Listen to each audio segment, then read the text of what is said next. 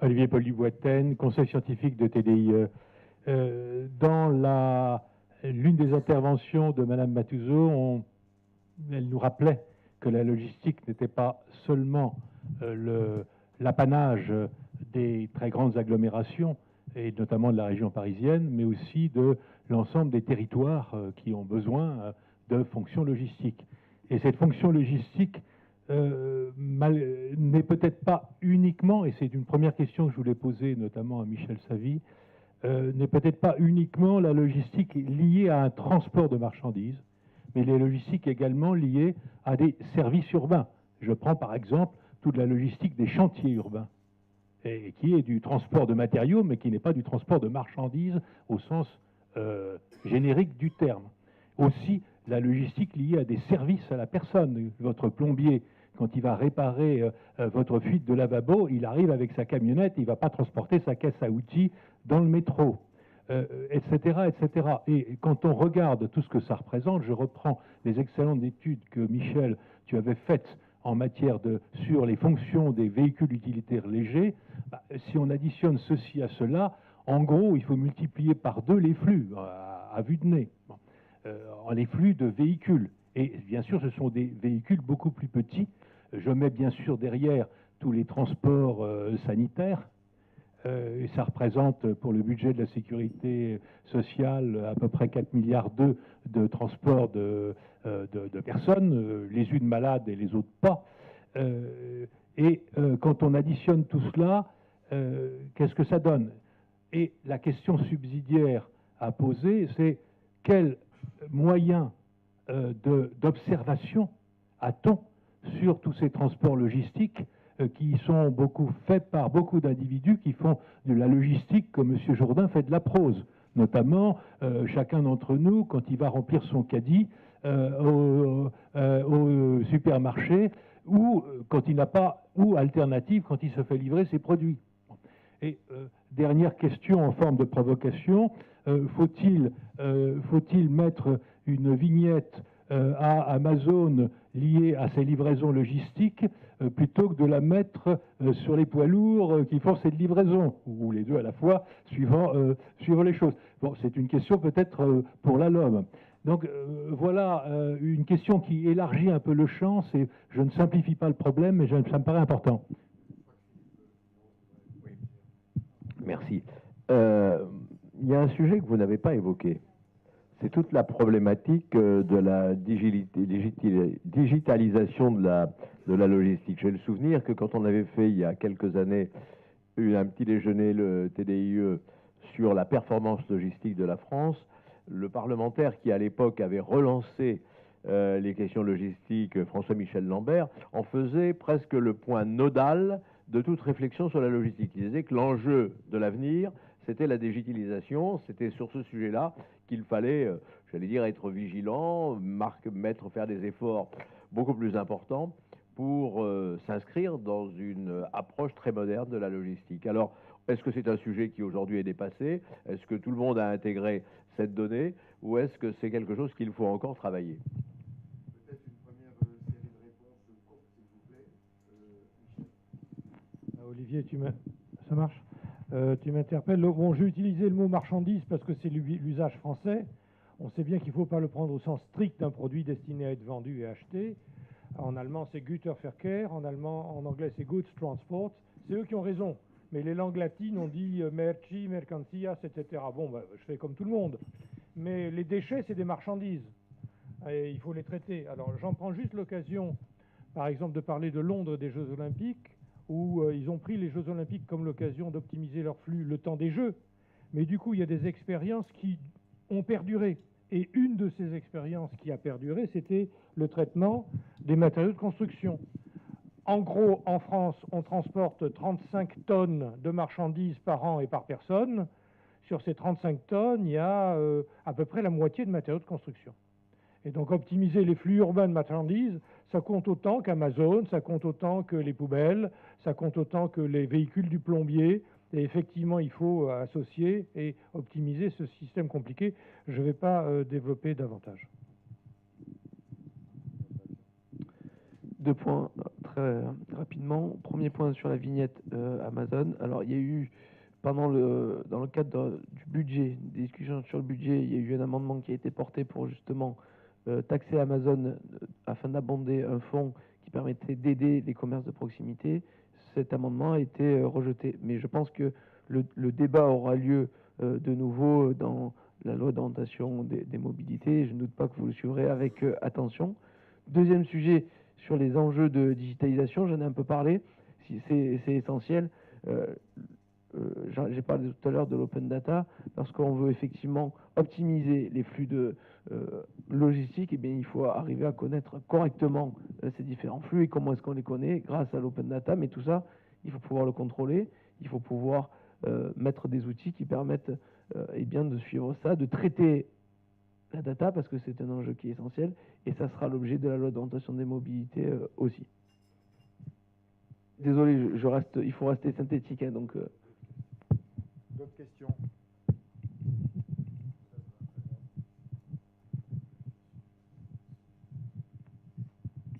Oui, Pierre Parot, journaliste. J'aimerais élargir encore un peu plus la question de la vignette Amazon.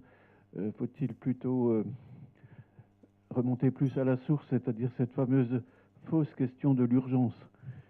Qu'est-ce qu'il faut faire pour contrer cette mode de l'urgence? Et y a-t-il des études sur l'impact de cette nouvelle folie de l'urgence, de livraison, sur la quantité de transport générée, sur les externalités supportées par la collectivité?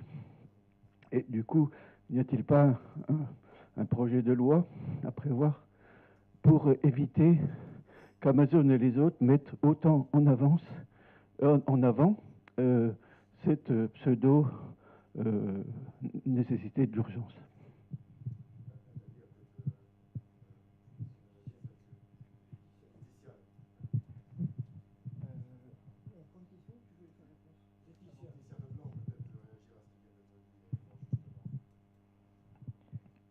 L'urgence, c'est une demande du consommateur. On est tous coupables, probablement, mais on est tous impliqués.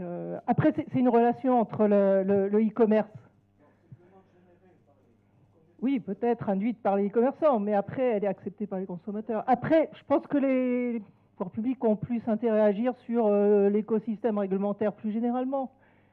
C'est là qu'ils ont des leviers, en fait. Bon, péage urbain, etc. On en parle beaucoup en ce moment, mais c'est vrai que ces moyens-là, les villes les ont hein, déjà.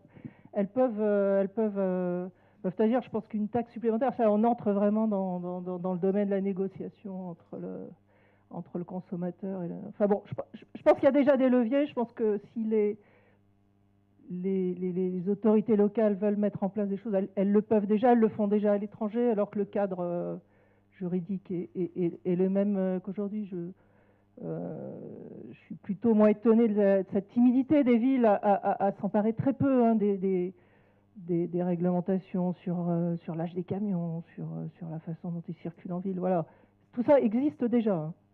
Donc ne compliquons peut-être pas trop l'organisation des choses et utilisons ce qu'on a déjà.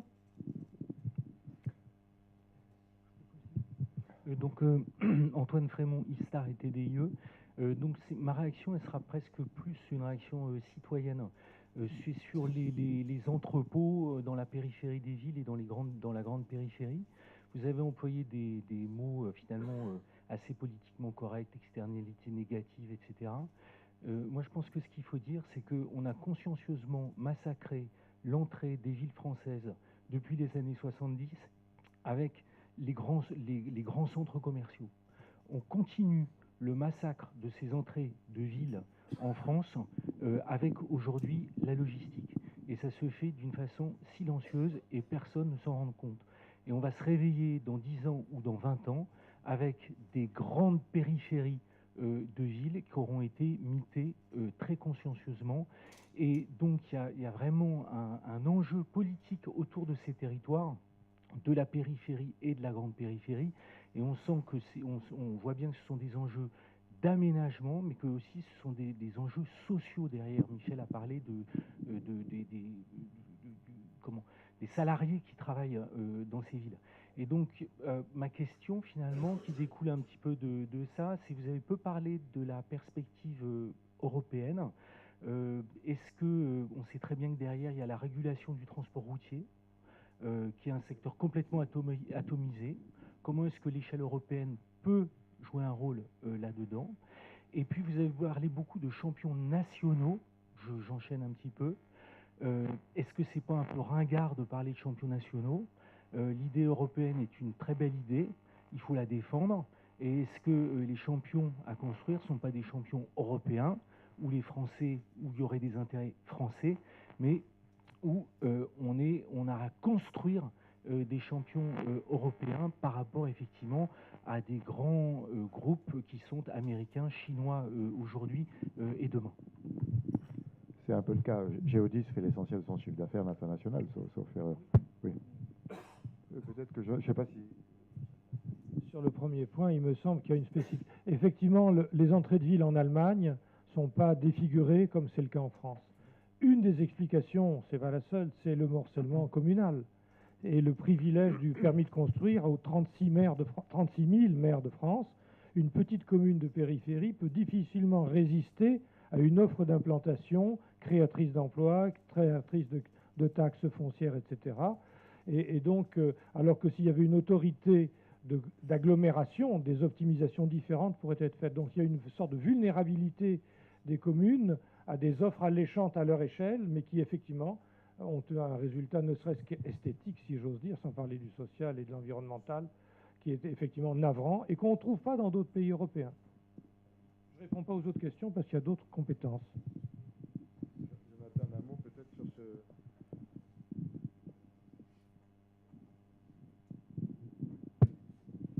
Je vais vous parler en extension sur la question des entrées de ville. Oui, sans doute qu'un effort accru d'aménagement et on va dire de structuration des zones dévolues à l'accueil des entrepôts ne ferait pas de mal. Pour autant, je pense qu'on l'a bien dit, c'est aussi une demande en réalité économique qui est très largement liée à nos modes de consommation. Donc il faut aussi penser le sujet de manière globale. Moi, je pense que ce qui est très préoccupant aujourd'hui, plus qu'au fond l'installation d'entrepôts, comme je l'ai dit, je pense qu'ils sont nécessaires à notre économie, c'est le peu de réversibilité qu'on octroie aujourd'hui aux nouveaux entrepôts qui sortent. Deux raisons à cela.